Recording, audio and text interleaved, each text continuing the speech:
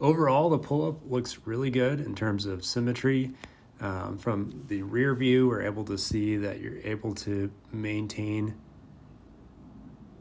fairly equal pull right versus left relative to a center line.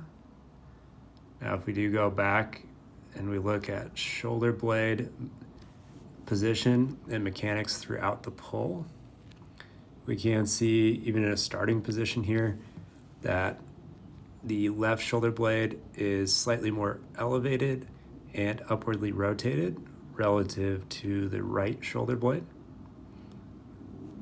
And during the initial part of the pull, we do get a little bit more scapular hiking or elevation on that side. However, as the lift continues, as the motion continues, you can see that it starts to even out here at the top of the pull. And then in decelerating from the movement, again, that left shoulder blade stays a little bit more upwardly rotated on that side versus our right.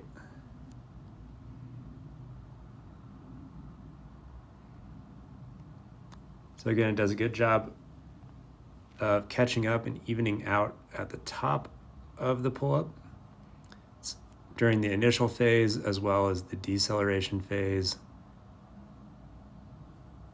that we see a little bit of a difference left versus right in terms of scapular mechanics. If this isn't currently giving you a problem at this point in time, no need for a major intervention.